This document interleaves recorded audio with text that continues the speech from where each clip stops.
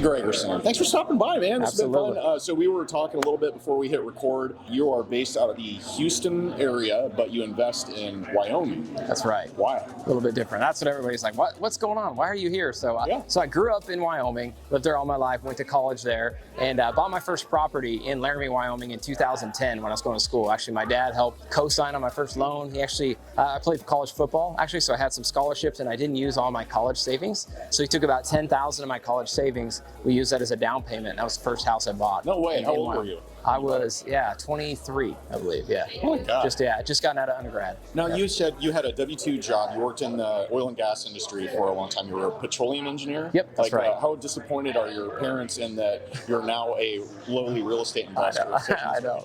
Yeah, they were like, what the heck are you thinking? Why are you spending all this time on real estate? But no, and I kind of sometimes ask myself that too. I spent all that. I went to school for 5 years for my undergrad and then a 2-year master's in petroleum and then don't use any of it. But at the same time, like I got into an awesome job when I was at Shell where I worked in the field. So I worked for 2 weeks on a drilling location as a company man. I didn't have to answer an email. Like there was no work obligation. So those 2 weeks, I wasn't going to sit around and do nothing, of course. I was going to start investing in real estate because I had that first one in Laramie and then Ready Rich Dad Poor Dad, like a lot of people, got my wheels spinning. And then I just started absorbing as much BiggerPockets as I could. Because I was actually, when I was working, we'd be in the field driving around a location. So you'd be a lot of windshield time. So I was listening to all these podcasts. And that's when I'm like, that's actually when I started investing and buying property. Anyway, so I started initially buying holds and then wholesaling and then fix and flipping, built an integrated company. Eventually I got it big enough to where it no longer, either way, that W-2 was starting to take away from my core businesses. So that's when I knew I had to leave the W-2 job. How long have you been gainfully unemployed? Actually, exactly a year ago. Oh, okay. Yeah, a year ago. Like VPCon last year, that was kind of like... That was it. Actually, the next week was the week that I left my job. Yeah. Okay, now you mentioned podcasts a minute ago. You have a podcast as well. What's it called? Yes. Yeah, Gregersen is our podcast. Okay, yes. So your last name, with a little sense. Yeah, we're teaching you some investing sense. Yeah. Now, what do you talk about on the podcast? Yeah, so we like talking to any level of investor, but really we cater to people who are just starting out, or really a lot of high W-2 earners that are trying to get in real estate. So I worked in oil and gas again for 12 years. Worked alongside these guys that had a good W-2 income, but had no idea how to get in real estate. They weren't like me and didn't want to go buy and fix and flip houses on their days off. They wanted to go spend time with their families, I guess, like normal people. But I wanted, like us, weirdos. Yeah, but I wanted to really help those guys and show them, hey, this is some tips of how you can do it. So we like to talk to different wholesalers, also talk to different IRAs. Like, for example, we brought on a self-directed IRA professional to show these guys, hey, here's a way you can use your self-directed IRA to invest in real estate. So we just want to give them a lot of different strategies and how they can get started in real estate. What do you like about the Wyoming market compared to, say,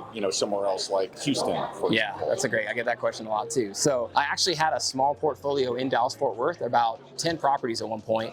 We actually sold that about just over a year ago. It was last summer. We had all those units. Because I looked at my cash flow. I'm like, here's how much money I was making in Fort Worth, and I looked at my Wyoming stuff, and I'm like, it wasn't close. So I took those properties. I did a 1031 exchange into a 14 unit and a fourplex in Wyoming. And the cash flow's been phenomenal since then. Yeah. So I just really it's the cash flow, right? Because the property taxes and insurance now is killing you in Texas or places in the South, right? So in Wyoming, we've got low property taxes. Actually, there's no state income tax, low insurance, and a lot of demand. There's not enough housing, like a lot of other markets in the country. There's not enough housing. And the last thing is there's not a lot of competition when it comes to investors. I was going to say, I feel like I might want to explore the Wyoming. Yeah, I know. I'm careful who I tell. No, I'm going to tell you, Owen. Yeah, I love it. No, this has been great. And one last thing. You mentioned you took down a 63-unit deal.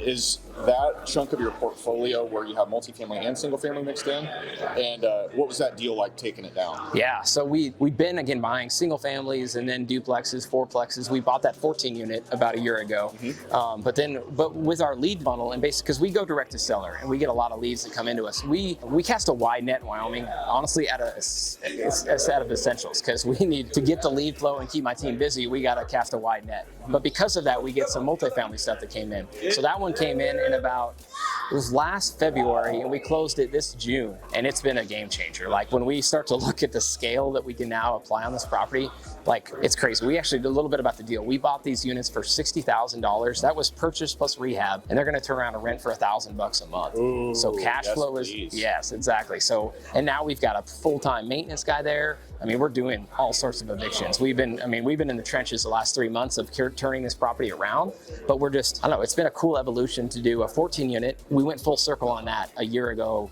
Actually, we just went a year on that one, and we got all those rents from 600 to 1,200, which was great, right? And now we're doing it on times 63, so it's a lot bigger. But again, just as everybody knows, multifamily, you get that scalability, and it's been a fun project, honestly. Once you stabilize that, are you going to refinance and recoup some of the cash and do it again, hopefully? Absolutely, yeah. So we actually took on an equity partner on this one, and that was our plan from the start, was put our money in, be able to refinance. We're hoping within 12 months we can have it stabilized and up to market rents and pull all our money out. Maybe if we're lucky, we'll get a little extra out. That's the plan. But. Yeah. Now, if somebody's catching this and they are interested in maybe potentially investing in Wyoming, what's the best way to reach you generally? Yeah, so if you're on social media, go to our Instagram page. It's just Casey Gregersen, my name, without any dots, just Casey Gregersen. You can reach out to me there. Also, check out our YouTube channel. We talk a lot about our deal flow. We talk a lot about our guests. That's where we actually share all of our podcast episodes on Gregersen. So any one of those ways, reach out to me. I'd love to chat. Because again, Wyoming, I think it's not everybody knows about it, and it's a good thing, but also I want to bring in some love, want to share the love, bring in some other people who can take advantage of what we have been doing for the last